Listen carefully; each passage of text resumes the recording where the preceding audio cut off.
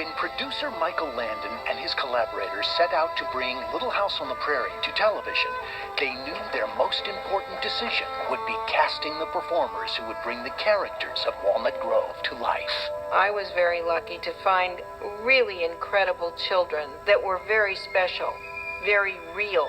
They weren't actor children.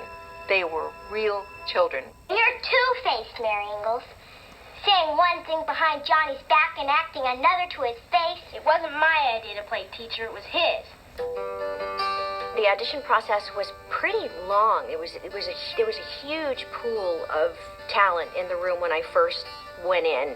And I went after school in my audition clothes, which was overalls and a shirt and whatever dirt was on my face that day, and my hair in braids. Jack is my best and truest friend, and Pa said there had never been a better watchdog.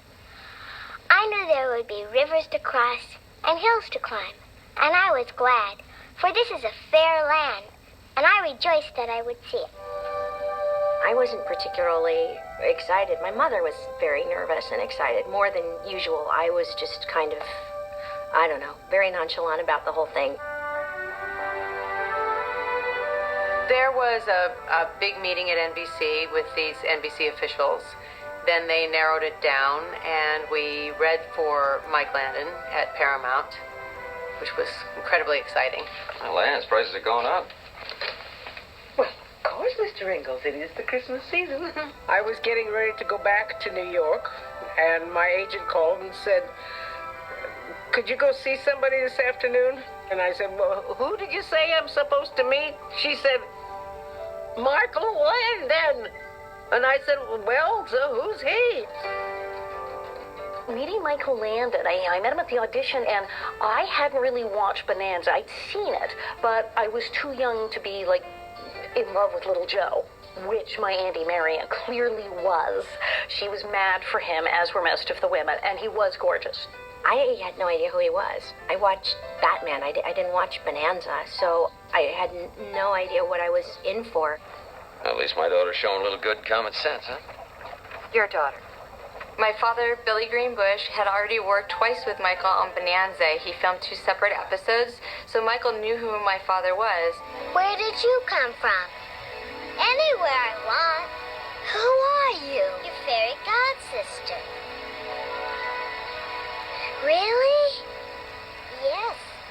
So when my sister and I just happened to be the twin girls the right age that he was looking for, he had us come in and interview. Harry, you're not supposed to be up here. How'd she climb a ladder? What are you climbing around the house for? You know you're not supposed to do that.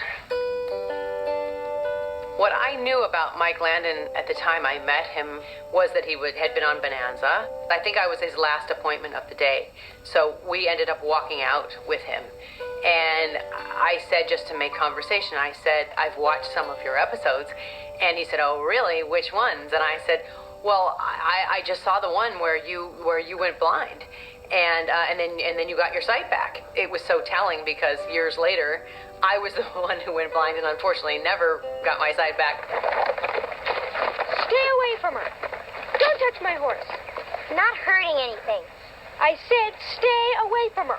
I went to this audition. They said, we're making a show out of these books called Little House on the Prairie. I hate you. I hope so.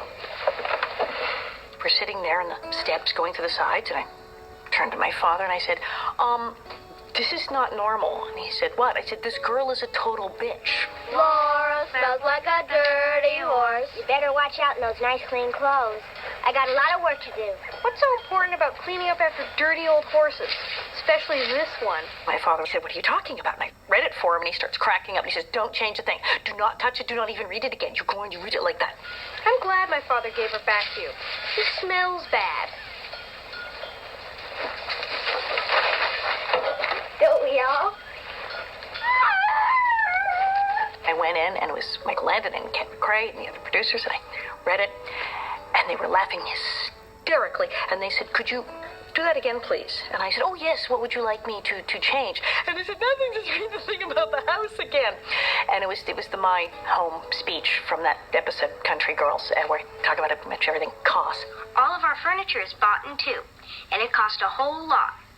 If I told you how much, you'd probably faint dead away. But my pa, Olson's Mercantile, says that talking about how much things cost isn't proper. By the time we got home, my agent was on the phone saying your wardrobe fitting is Tuesday. You know, there was a time not too long ago that I wanted to die.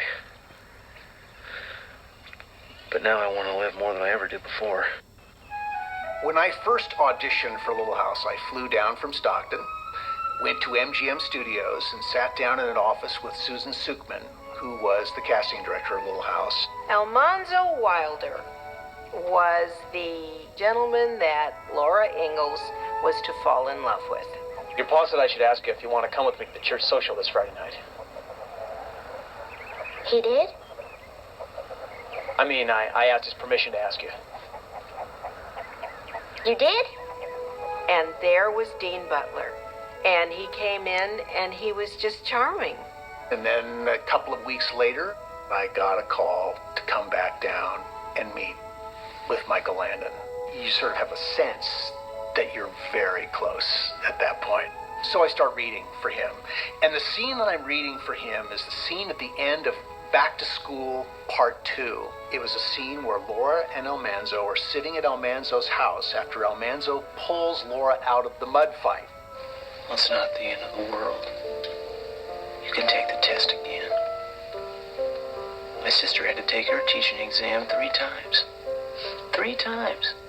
As I'm reading, I'm watching Michael out of the corner of my eye, and he's got his hand up in front of his eyes, framing me. At the end of it, he said, "What are you doing at the end of May?" And I said, "I'm graduating from college." He said, "I think we can wait that long."